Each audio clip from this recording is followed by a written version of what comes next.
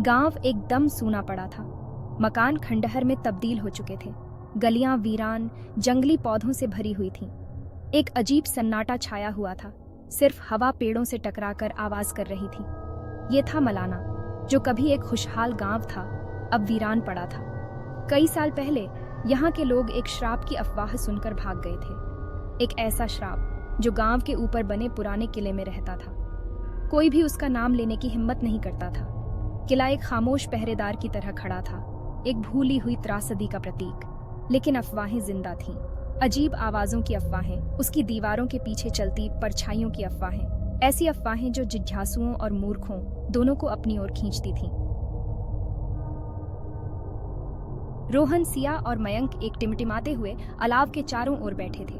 वे शहर के रहने वाले थे, जो मलाना के रहस्य से आकर्षित हुए थे। किले की कहानियों ने उनकी उत्सुकता को जगाया था। वे रोमांच चाहते थे, अपने नीरस जीवन से एक ब्रेक। क्या कहानियां सच हैं? रात में चीखों वाली, बच्चों को डराने वाली कहानियां हैं बस। रोहन, जो हमेशा संदेह करता था, उसने उपहास करते हुए आग में एक और लकड़ी का लट्ठा डाल दिया।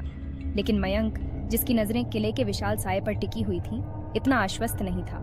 कहते हैं कि जो कोई भी किले में रात बिताने गया, वो कभी वापस नहीं लौटा।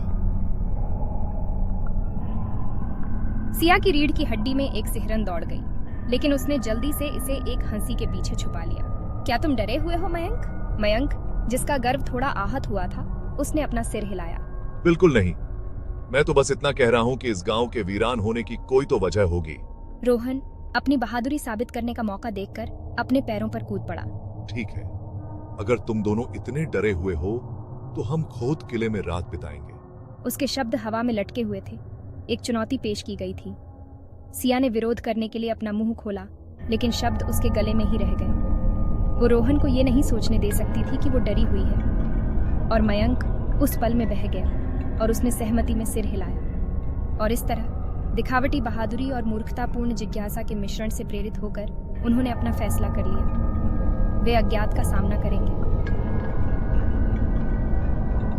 किले का रास्ता घने जंगल से ढका हुआ था, मानो जंगल उसे निगलने की कोशिश कर रहा हो। कांटे उनके कपड़ों से चिपक रहे थे और सन्नाटा भयानक था।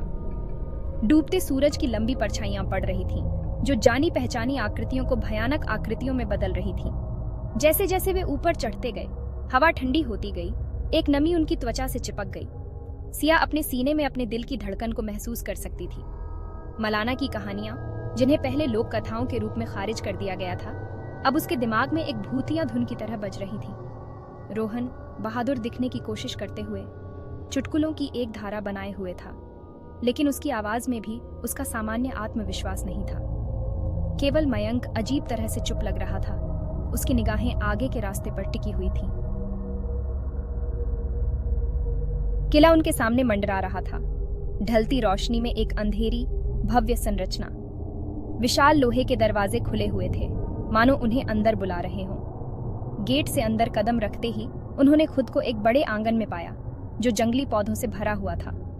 टूटे हुए खंभे आसमान की ओर उठे हुए थे, एक ऐसे वैभव के अवशेष जो अब खो चुका था। ये जगह कितनी भयानक लगती है। यहाँ सन्नाटा और भी गहरा था और दमनकारी। सिया ने अपनी रीढ़ की हड्डी में एक सिहरन दौड़ती हुई महसूस की। ऐसा लग रहा था जैसे हवा में अनदेखी आंखें उनकी हरकतों को देख रही हों। तो हम यहाँ हैं। रोहन ने खांसते हुए सन्नाटा तोड़ा। चलो चारों ओर देखते हैं। किले के अंदर का भाग अंधेरा और नम था। हर कोने से मकड़ी के जाले लटके हुए थे और फर्श पर धूल की मोटी परत जमी हुई थी। वे गूंजते हुए गलियारों से गुजरे। उनके कदमों की आवाज दमनकारी सन्नाटे में एकमात्र ध्वनि थी। उन पर एक अजीब सी बेचैनी छा गई। मैं अपनी ही सांसें सुन सकती हूँ, इतनी तेज है। सिया अपनी ही सांसें सुन सकती थी, अपने कानों में जोर से। उसने एक उपस्थिति महसूस की, अनदेखी लेकिन भारी, उन्हें देख रही थी। अचानक रोहन लड़खड़ा गया और उसने गुस्से में कुछ बुदबुदाया। वो क्या था? उसने फुसफुसाते हुए कहा। उसकी आवाज कसी हुई थी। वे एक बड़े हॉल में पहुंचे थे, जिसकी छत रात के आकाश के लिए खुली हुई थी, और तभी उन्होंने उसे सुना। एक धीमी फुसफुसाहट, बमुश्किल श्रव्य, खुद दीवारों से निकलती हुई प्रतीत हो रही थी। सिया का खून ठंडा पड़ गया। वो हवा नहीं थी, उसने महसूस किया। वो एक आवाज थी। क्या तुमने वो सुना? उसने फुसफुसाते हुए कहा। उसकी आंखें डर से चौड़ी हो गई थीं। रोहन, जिसकी बहादुरी जा चुकी थी, ने सिर हिलाया। उसका चेहरा चांदनी में पीला पड़ गया था। हाँ, मैंने सुना। हमें यहाँ से जाना होगा अभी। मयंक, जो आमतौर पर चुप रहता था, बोला। उसकी आवाज धीमी और व्याकुल थी, लेकिन जैसे ही उसने बोलना शुरू किया, फुसफुसाहट और तेज हो गई, एक धीमी कराह में बदल गई जो किले की नींव से गूंजती हुई प्रतीत हो रही थी। सिया दहशत में आ गई। वह अनदेखी उपस्थिति को करीब आते हुए महसूस कर सकती थी। हवा भय से भरी हुई थी।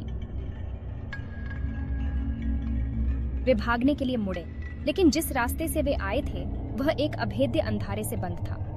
वे फंस गए थे। कराह और तेज हो गई, एक दिल दहला देने वाली चीख में बदल गई जो किले में गूंज रही थी, मानो उनकी केवल बुढ़ी को कुरेद रही हो। नहीं, ऐसा नहीं हो सकता। सिया पीछे हट गई। उसकी आंखें भयभीत होकर इधर उधर भाग रही थीं, उस भयानक आवाज के स्रोत की तलाश में। लेकिन वहां कुछ भी नहीं था, या था?